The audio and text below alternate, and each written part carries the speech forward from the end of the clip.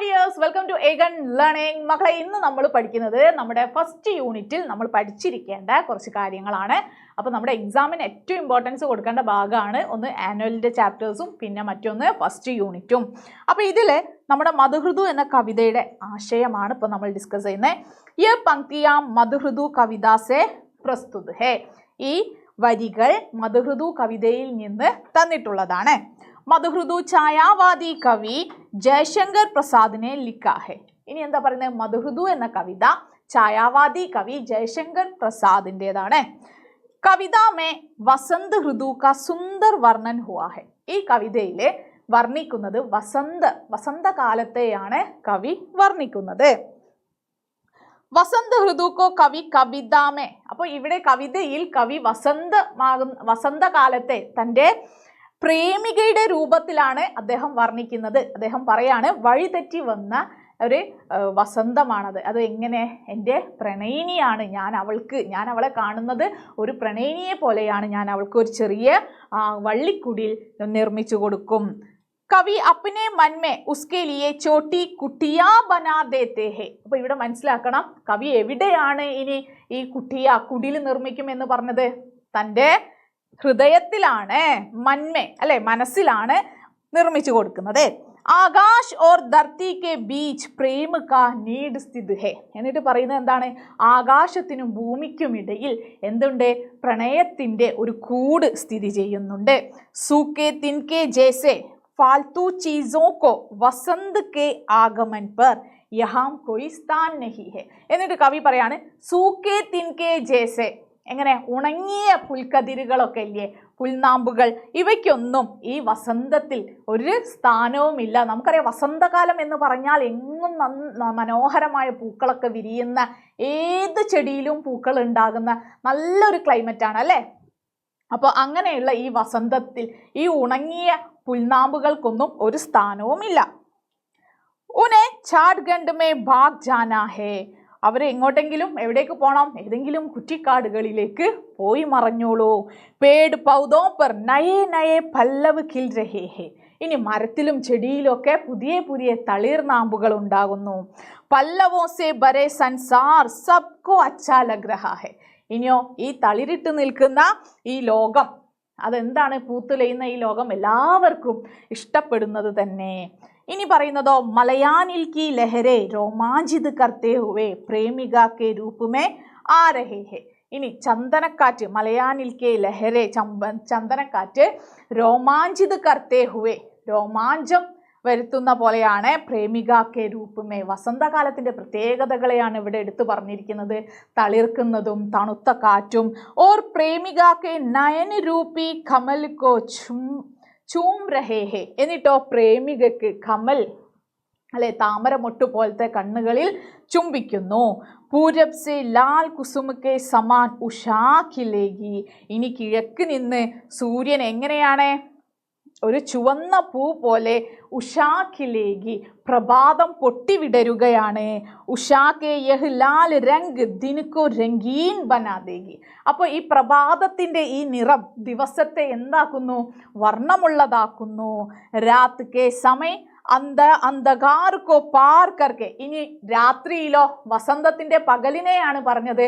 ഒരു പൂ പോലെ, ചുവന്ന പൂ പൊട്ടിവിടരുന്ന പോലെ പ്രഭാതം ഇങ്ങനെ പൊട്ടിവിടരുന്നു. അത് പകലിനെ എന്താക്കുന്നു?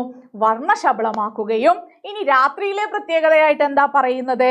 അന്ധകാർക്കോ പാർ കർക്കെ, ഇരുട്ടിനെയൊക്കെ മറികടന്നുകൊണ്ട് ചന്ദ്രമാക്കി കിരണേ ആയേകി. എന്തു വരുന്നു? ചന്ദ്രമ, ചന്ദ്രന്റെ കിരണങ്ങൾ വരുന്നു. ഓർ ധർത്തി പർ ചാന്ദിനി ഫൈലാദേഗി. എന്നിട്ടോ ഭൂമിയിലേക്ക് നിലാവിനെ പരത്തുന്നു. അന്തരീക്ഷ രാത് കെ കണ് കണമേ ഓസ് കി ബൂന്തോ കി വർഷ കരേഗി.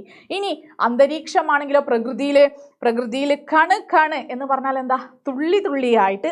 ഓസ് കി ബൂന്തേ എന്ന് പറഞ്ഞാൽ മഞ്ഞുതുള്ളികൾ. ഓസ് കി ബൂന്തേ മഞ്ഞുതുള്ളികളെ വർഷ കരേഗി പെയ്യിക്കുന്നു. പ്രേമയുഗ്മോ കെ ഇസ് ഏകാന്ത സൃജനമേ. അപ്പോൾ പ്രകൃതിയുടെ ഈ ഏകാന്തമായിട്ടുള്ള ആ ഒരു സൃഷ്ടിയിൽ, സൃജൻ എന്ന് പറഞ്ഞാൽ സൃഷ്ടി എന്നാണ്. അപ്പോൾ പ്രകൃതിയുടെ ഈ സൃഷ്ടിയിൽ ഹമേ കോയി ബാധ ന ഡാൽന ഹേ, നമ്മൾ എന്ത് ചെയ്യേണ്ട, അതിലൊന്നും തന്നെ ഒരു തടസ്സവും നമ്മളായിട്ട് ചെയ്യേണ്ടതില്ല. ഓർ അപ്നെ മേ ജോ കുച്ച് സുന്ദർ ഹേ ഉനെ ഇനിക്കോ ദേ ദേന ഹേ.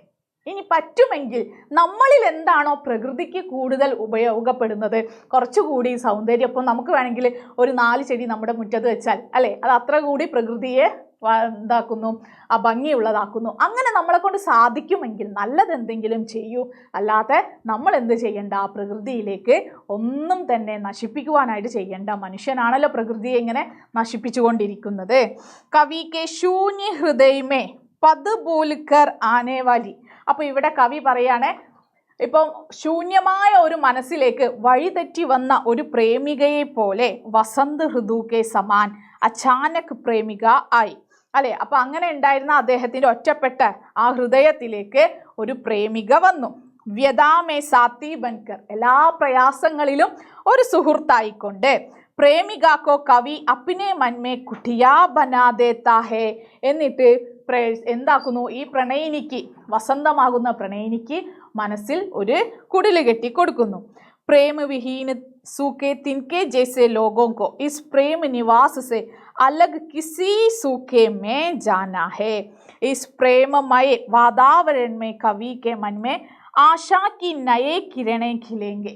അപ്പോൾ ഈ പ്രേമമയമായ വാതാവരൺ എന്ന് പറഞ്ഞാൽ എന്താണ്, ആ ഒരു എന്താ പറയുക, പരിസ്ഥിതിയിൽ, ആ ഒരു സിറ്റുവേഷനിൽ എന്തുണ്ട്, കവിയുടെ മനസ്സിൽ പുതിയ പുതിയ ആശകളും പ്രതീക്ഷകളുമാണുള്ളത്.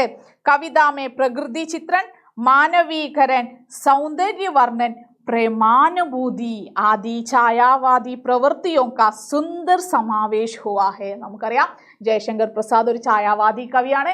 ഛായാവാദി കവിതകളുടെ പ്രത്യേകത എന്ന് പറയുന്നത് മാനവീകരൻ എന്ന് വെച്ചാൽ മനുഷ്യൻ്റെ ഇമോഷൻസിനെ പ്രകൃതിയിലേക്ക് മായിട്ട് നമ്മൾ എന്ത് ചെയ്യുന്നു, എന്തെങ്കിലും ഒന്നുമായിട്ട് ഉപമിച്ച് കാണിക്കുക. ഇപ്പോൾ ഇവിടെ ഇവിടെ പ്രേമികയായിട്ട് എന്തിനെ കാണിച്ചിരിക്കുന്നു, പ്രകൃതിയെ ഒരു പ്രേമികയായി കാണിക്കുന്നു. അപ്പോൾ അതാണ് ഇവിടെ നമ്മുടെ ഛായാവാദി കവിതകളുടെ ഏറ്റവും വലിയ പ്രത്യേകത. ഇനി നമുക്ക് വരുന്ന ഒരു ഷുവർ ക്വസ്റ്റ്യൻ ആണ് നമ്മുടെ ദോഹ. അപ്പോൾ ഈ ദോഹ നമുക്കറിയാം, നമ്മൾ അഞ്ച് ദോഹകൾ നമുക്ക് പഠിക്കാനുണ്ട്. അതിലേത് ദോഹ വന്നാലും നിങ്ങൾ എഴുതേണ്ട ഫസ്റ്റ് പാരഗ്രാഫാണ് ഇപ്പം നമ്മൾ പറയാൻ പോകുന്നത്. പ്രസ്തുത ദോഹ ഹിന്ദി കെ പ്രശസ്ത ഭക്തികാലീന കവി കബീർ ദാസ് കെ ഹെ. തന്നിട്ടുള്ള ദോഹ നമ്മുടെ പ്രശസ്തനായ ഭക്തകാലീന കവിയായ കബീർ ദാസിൻ്റെതാണ്. ഭക്തികാൽ കെ നിർഗുണ ജ്ഞാനാശ്രയി ശാഖ കെ പ്രമുഖ കവി കബീർ ദാസ് ജി സമാജ് സുധാരക് ഏവം ഏക് ഈശ്വരവാദി ഹെ. അല്ലെ, ഭക്തികാലീന് നിർഗുണ ജ്ഞാനാശ്രയി ശാഖയിലെ കവിയായ കബീർ ദാസ് സമാജ് സുധാരക് എന്ന് വെച്ചാൽ സൊസൈറ്റിക്ക് വേണ്ടിയിട്ട് പ്രവർത്തിക്കുന്ന ഒരാളായിരുന്നു. ഏവം ഏക് ഈശ്വരവാദി, അതുകൂടാതെ ഒരു ഏക് ഈശ്വർ, ഒരു ദൈവത്തിൽ മാത്രം അല്ലെ, ദൈവം ഒന്നേ ഉള്ളൂ എന്നും അതിൽ മാത്രം വിശ്വസിക്കുകയും ചെയ്തിരുന്ന ദോഹെ മേ കബീർ ദാസ് കേത്തെ ഹെ എന്ന് പറഞ്ഞിട്ട് വേണം നമ്മൾ തുടങ്ങുവാൻ. അപ്പോൾ ഏക് ഈശ്വരവാദി എന്ന് പറയുന്നത് അദ്ദേഹം ചിന്തിച്ചിരുന്നത് ഈ കല്ലിലും രൂപത്തിലും ഒന്നും കൊത്തിയെടുത്തതല്ല, എൻ്റെ ഈശ്വരനുമായിട്ട് എനിക്ക് നേരിട്ട് സംസാരിച്ചാൽ മതി. അപ്പോൾ അവിടെയാണ് അദ്ദേഹം എല്ലാ ദോഹയിലും നമുക്ക് കാണാൻ പറ്റും, നമ്മുടെ ഉള്ളിൽ തന്നെയാണ് ആരുള്ളത്, ദൈവമുള്ളത് എന്ന് പറയുന്നതായിട്ടുള്ള ഒരുപാട് ദോഹകളുണ്ട്. ഇനി നോക്കൂ, ബുരാ ജോ ദേഖൻ മേ ചലാ ബുരാ ന മിലിയ കോയി. അപ്പം നിങ്ങൾ ഇങ്ങനെ 2 വരി പദ് തന്നാൽ, പദമല്ല ദോഹ തന്നാൽ, നിങ്ങൾ ആദ്യം ഇപ്പം നമ്മൾ ഡിസ്കസ് ചെയ്ത ഈ ഒരു പാരഗ്രാഫ് എഴുതിയിരിക്കണം. അതിന് ശേഷം വേണം നമ്മൾ ആശയം എഴുതുവാൻ. കവി കേത്തെ ഹേ, എന്താണ് ഇവിടെ തന്നിരിക്കുന്ന 2 വരി, ബുരാ ജോ ദേഖൻ മേ ചലാ ബുരാ ന മിലിയ കോയ് ജോ ദിൽ ഖോജെ അപ്നാ മുജ്സാ ബുരാ ന കോയ്. ഈ ദോഹയുടെ അർത്ഥം തന്നെ എന്താണ്? ബുരാ ജോ ദേഖൻ മേ ചല, മോശപ്പെട്ടതിനെ തിരഞ്ഞ് ഞാൻ നടന്നു. ബുരാ ന മിലിയ കോയ്, മോശപ്പെട്ട ഒന്നിനെ എനിക്ക് കിട്ടിയില്ല. ജോ ദിൽ ഖോജെ അപ്നാ, ഇനി ഞാൻ എൻ്റെ മനസ്സിലേക്ക് തന്നെ നോക്കിയപ്പോൾ മുജ്സാ ബുരാ ന കോയ്, എന്നേക്കാൾ മോശപ്പെട്ടതൊന്നും ഇല്ല. കവി कहते हैं कि बुरे लोगों को ढूंढते ढूंढते वे चले. അപ്പോൾ കവി പറയാണ്, ഞാൻ മോശപ്പെട്ടതിനെ തിരഞ്ഞിട്ട് അല്ലേ ഒരുപാട് നടന്നു. ലേക്കിൻ കൊയ് ബുരാ ആദ്മി നഹി മില, പക്ഷെ ഒരു മോശപ്പെട്ട ആളെയും കിട്ടിയില്ല. അന്ത് മേ ഉനോനെ അപ്നെ ദിൽ മേ ഖോജ, അവസാനം തൻ്റെ തന്നെ ഹൃദയത്തിലേക്ക് നോക്കിയപ്പോൾ തബ് സമജ് ലിയ, അപ്പോൾ മനസ്സിലായി കി അപ്നെ സമാൻ ബൂരാ ദൂസരാ കോയി നഹി ഹെ, തന്നോളം മോശമായിട്ടുള്ളത് മറ്റാരുമില്ല എന്ന്. കവി കാ മത്ലബ് യഹി ഹെ കി ദൂസരോं की बुराइयों पर ध्यान देने के पहले अपने आप को सुधारना, മറ്റുള്ളവരുടെ കുറ്റങ്ങളും കുറവുകളും തിരഞ്ഞു നടക്കുന്നതിന് പകരം നമ്മുടെ തന്നെ കുറവുകളെയും സ്വഭാവത്തെയും എന്താക്കുക, സുധാരണ. സുധാരണ എന്ന് പറഞ്ഞാൽ എന്താ? തിരുത്തുക എന്നാണ്. അപ്പൊ ഞാൻ നേരത്തെ പറഞ്ഞു, ഏത് ദോഹ ചോദിച്ചാലും ഈ ഒരു പാരഗ്രാഫ് ഇവിടെ നമ്മുടെ കബീർദാസിനെ കുറിച്ച്, കവിയെ കുറിച്ച് പറഞ്ഞതിന് ശേഷം മാത്രം ദോഹ എന്താണ് എന്ന് എക്സ്പ്ലെയിൻ ചെയ്യുക. അപ്പൊ ഈ ദോഹയും പിന്നെ നേരത്തെ നമ്മൾ ഡിസ്കസ് ചെയ്ത മധുഹൃദു എന്ന കവിതയും വളരെ ഇമ്പോർട്ടൻ്റ് ആണ്. അപ്പോൾ മറ്റൊരു വീഡിയോയുമായി കാണാം. അതുവരേക്കും ബൈ.